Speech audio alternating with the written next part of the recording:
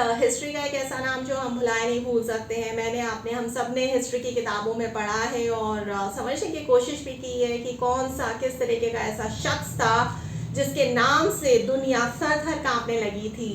एक ऐसा नाम जिसको हम समझ में नहीं आता कि कैसे डिस्क्राइब करें, क्या काम करता था वो। एक ऐसा शख्स एडोल्फ हिटलर, हिस्ट्री का एक ऐसा पात्र जिसने पूरी दुनिया को हिला के रख दिया था। उसके नाम से गर्जनें होती थी आसमान पे, उसके नाम से बारिशें होती थी, उसके नाम से लोग थर थर कांपते थे, रूह कांप जाती थी जहां एडोल्फ हिटलर का नाम आता था। एडोल्फ हिटलर की कहानी बहुत निराली है, इतनी निराली कि उसके नाम से आज भी रूह कांप जाती है। एक ऐसी दुनिया, एक ऐसी निराली दुनिया जहां पे एडोल्फ हिटलर सब कुछ कर रहे थे, हर कुछ कर रहे थे, सारी की सारी मनमानियां कर रहे थे, जो वो चाहते थे वो पा रहे थे और दुनिया पे राज करने का, जी हाँ, दुनिया पे राज करने का उनका मंसूबा कामयाब होता चला जा रहा था। शायद अगर वो खुदकुशी नहीं करते, जैसा बहुत सारे सोर्सेस से पता लगता है, संदिग्ध है, लेकिन फिर भी अगर हम मान भी लें तो आज इस दुनिया का क्या होता हम अंदाजा भी नहीं लगा सकते। एडोल्फ हिटलर एक ऐसा नाम जिसको सुन के उस जमाने के लोगों की रूह कांप जाती थी और समझ में नहीं आता था इधर भागें या उधर भागें, कहाँ जाएं, अपने आप को कहाँ छुपाएं। मौत हमारे पीछे भाग रही है। एडोल्फ हिटलर यानी कि मौत से कम कुछ नहीं। देखिए, एडोल्फ हिटलर एक शायद ऐसे टॉक्सिक लीडर साबित हुए जिससे दुनिया ने कुछ ज्यादा सीखा नहीं, और अगर सिखाना होता तो शायद वो एक ऐसा एग्जाम्पल सेट करते जो बहुत ही इंस्पिरेशनल एग्जाम्पल होता, क्योंकि लीडरशिप या लीडर्स तो वही होते हैं जो इंस्पिरेशनल होते हैं, मोटिवेट करते हैं लोगों को आगे बढ़ने में। यहाँ उनकी मोटिवेशन लीडरशिप इस तरह की थी ही नहीं जो एक कंट्री को या पूरी दुनिया को कहीं एक डायरेक्शन में लेके जाए।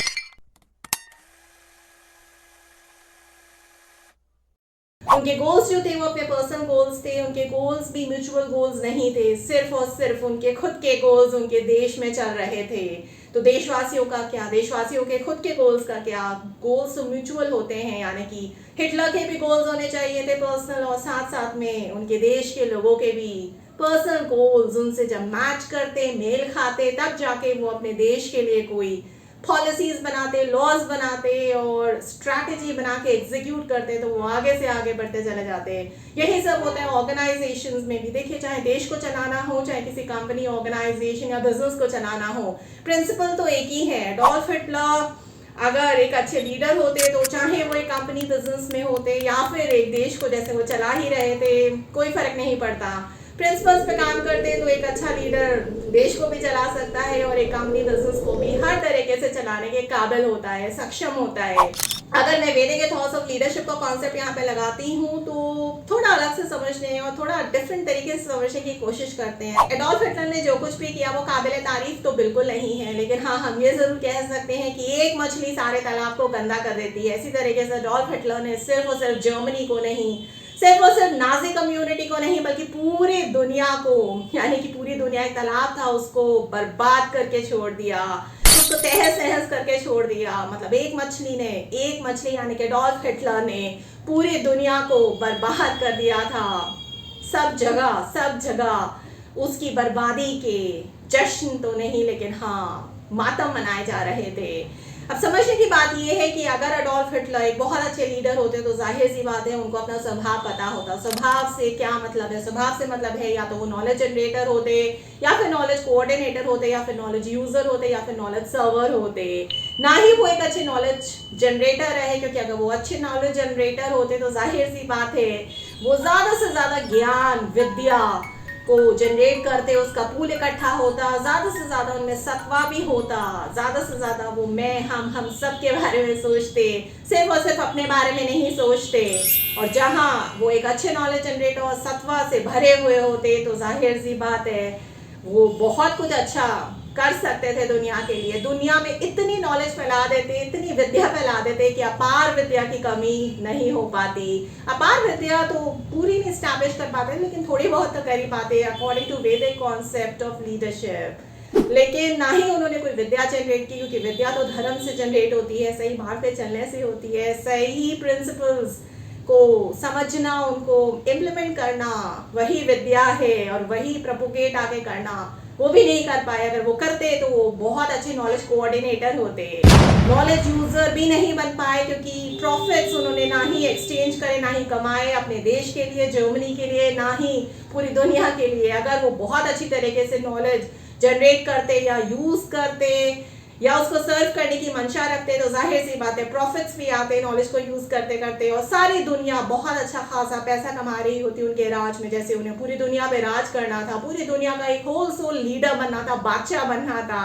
तो तभी पॉसिबल था अगर वो सारी दुनिया के सारे देशों के अलग अलग कल्चर्स के क्रॉस कल्चर यानी कि मल्टी कल्चर एक एथोस क्रिएट करते, एक ऐसा इकोसिस्टम क्रिएट करते जहां सब लोगों के, दुनिया के सारे देशों के सारे लोगों के, सारे धर्मों के जो गोल्स हैं, जो धारणाएं हैं, उनको मिश्रित करके, उनको इंटीग्रेट करके, उनको जोड़ के अपनी धारणाओं से और एक कॉमन गोल बनाते और आगे चलते। तो सारे देश उनके राज में, जी हाँ, सारे देश उनके राज में एक दूसरे से प्रॉफिट कमा रहे होते। और यही होता असली मायने में नॉलेज यूजर, प्रॉफिट कमाना, एक बहुत ही बड़ा अंपायर खड़ा कर देना। उनसे वो भी नहीं हुआ। देखिए, एक लीडर सिर्फ और सिर्फ एक जिम्मेदार लीडर हो जाए, सिर्फ इतना काफी नहीं है, क्योंकि एक लीडर को अच्छी तरीके से सही राह पे चलने के लिए कल्चर भी बहुत मदद करता है, या ये कह लीजिए कल्चर पीछे भी खींचता है, वो डिपेंड करता है। अगर किसी भी देश या ऑर्गेनाइजेशन, कंपनी या बिजनेस का कल्चर या एक प्रथा ऐसी बन चुकी है जहाँ पे बुराई को ही बढ़ावा दिया जाएगा, जैसे हिटलर के जमाने में जर्मनी में चल रहा था, तो जाहिर सी बात है बुराई ही आगे जाएगी। और जब बुराई आगे जाती है तो पीछे अच्छाई धीरे धीरे करके छूटती चली जाती है, और फिर वही कहावत फिर से दोहराई जाती है कि एक मछली सारे तालाब को गंदा करती है। तो बुराई यहाँ पे जीतती चली जा रही थी, और इसी वजह से अगर वो शायद एक कंपनी या बिजनेस ऑर्गेनाइजेशन की लीडर होते तो सारे एम्प्लॉइज छोड़ छोड़ के भाग जाते। सृष्टि को भी वही लीडर्स और वही आवाजें, वही लीडरशिप पसंद आती है जो बहुत ही ज्यादा तटस्थ होती है, जो सबके बारे में सोचती है, जो सिर्फ और सिर्फ अपने बारे में नहीं सोचती। कभी भी लीडर्स इस तरह के तामसिक प्रवृत्ति के हो ही नहीं सकते। तामसिक मतलब नन, ना मैं रहूंगा ना आप रहेंगे, कोई भी नहीं रहेगा सृष्टि में। पहले मैं आपको खत्म करूंगा, फिर मैं खुद खत्म हो जाऊंगा, और पूरा साम्राज्य ही खत्म हो जाएगा, हमें से कोई नहीं रहेगा। मेरे में एक नशा है पावर का। देखिए, नशा तो हम सब में होता है, और अगर मौका मिले तो हम सब उस नशे को एंजॉय करने की कोशिश भी करते हैं, उस पावर को, अथॉरिटी को दिखाने की कोशिश भी करते हैं। हमेशा याद रखिए, एक अच्छे लीडरशिप की शुरुआत वहीं से होती है जहाँ पे राजसिक और तामसिक गुणा सात्विक गुणों के राह पे चलना शुरू कर देते हैं। और ऐसा नहीं हुआ एडोल्फ हिटलर के केस में, बदकिस्मती से।